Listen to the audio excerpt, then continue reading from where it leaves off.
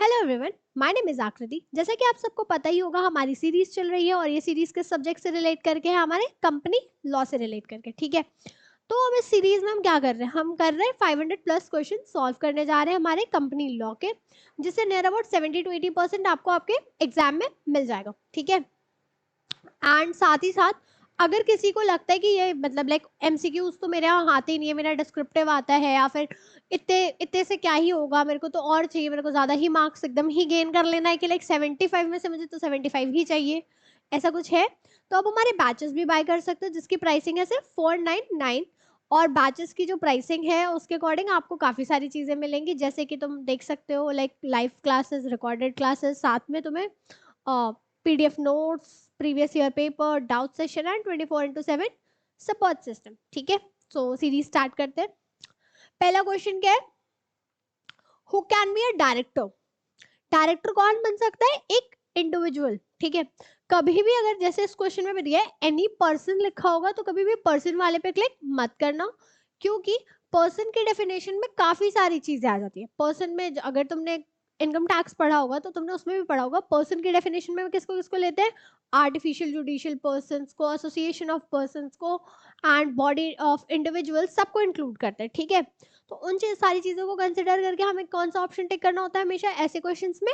Individual, क्योंकि जो directors होते हैं वो एक इंडिविजुअल ही हो सकते हैं। ठीक है, मेंबर्स भले ही दूसरी कंपनी में, जो कंपनी के मेंबर्स होते हैं वो एक कंपनी हो सकती है। ठीक है, एक्स वाई जेड की मेंबर है, मान लेते हैं वाई लिमिटेड है, शेयर होल्डर भी बन सकते हैं, दूसरी कंपनी वाले भी, या कोई भी बन सकता है।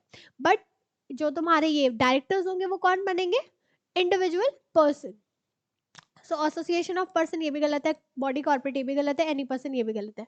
ऑप्शन नंबर डी क्या है? सही है। Question number 2, what is a shadow director? Shadow director कौन होता है? शैडो डायरेक्टर वो डायरेक्टर होता है जो मतलब लाइक अपॉइंटेड नहीं होता, बट वो एडवाइस कर रहा होता है एज अ डायरेक्टर। ठीक है, ऑप्शन नंबर एक है a director who has management responsibility in the company, a person who on whose direction, instruction the directors of the company follow, a person appointed to attend the board meeting and vote in the place of director, and D क्या है? anyone who act as a director although not validly appointed as one। यानी option number D क्या है? Correct हुआ तुम्हारा इसमें।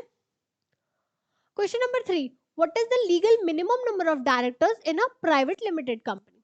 Private limited company में minimum में कितने डायरेक्टर्स चाहिए? 2 डायरेक्टर्स चाहिए। ठीक है, and what is the minimum number of the directors required in the public company? That is 3।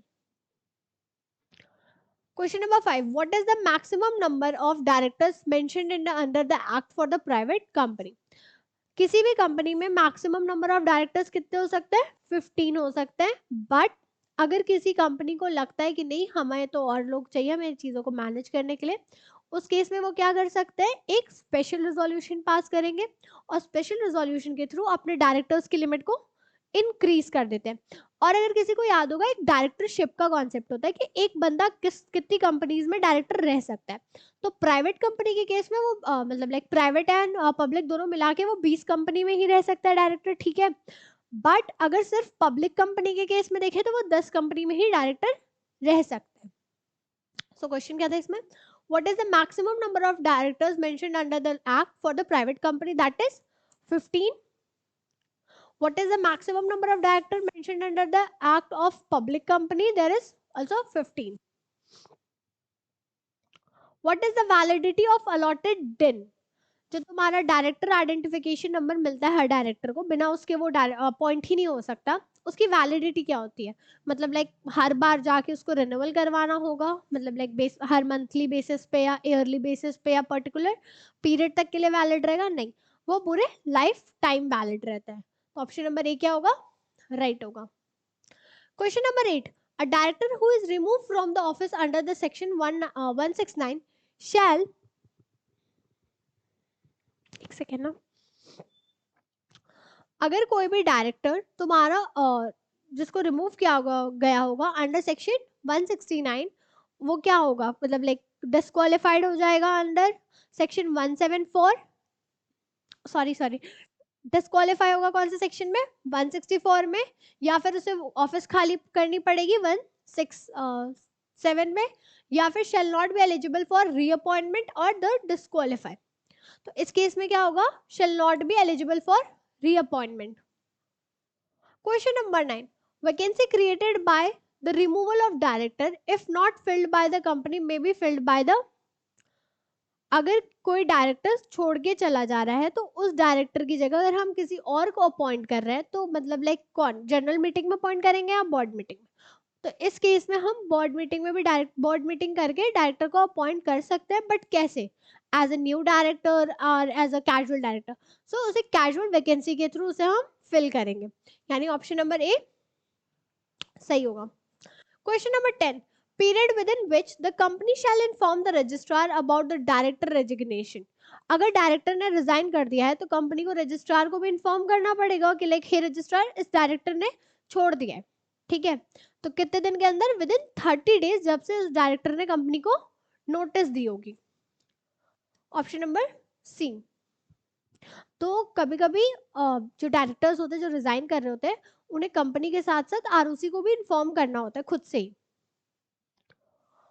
Question number 11, a director can resign. Director अपना रेजिग्नेशन कैसे देगा, ओरली देगा, वर्बली देगा, या फिर बोर्ड मीटिंग छोड़ के दे देगा, या फिर राइटिंग में देगा। राइटिंग में देगा, और राइटिंग में किस में देगा, एक फॉर्म आता है DIR 12, उसमें डायरेक्टर अपना रेजिग्नेशन लिखते हैं। So option number A. Question number 12. Every company is required to furnish director identification number of all its director to the registrar within dash recipient of the intimation of regarding DIN from the directors.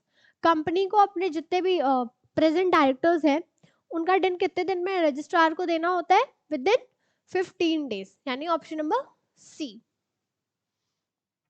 Question number 13, company is managed by. Company को manage कौन करता है, हमारे board of directors, ठीक है। Option number B क्या होगा, सही होगा। और शेयर होल्डर्स कौन होते हैं, ओनर्स होते हैं।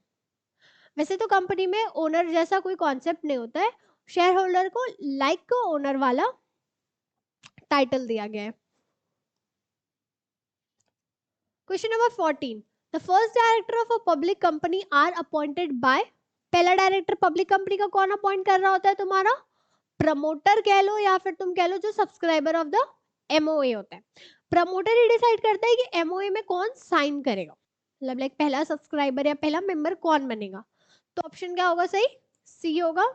शेयर होल्डर्स का मतलब लाइक अपॉइंट कर रहे होते हैं, शेयर होल्डर्स अपॉइंट करते हैं जब तुम्हारा ये कंपनी की सेकेंड जर्नल मीटिंग या सब्सिक्वेंट, पहले के बाद से जितने भी अपॉइंट होंगे डायरेक्टर्स वो तुम्हारे शेयर होल्डर्स अपॉइंट कर रहे होते हैं, और पहला कौन अपॉइंट करता है, तुम्हारे प्रमोटर्स। ओके,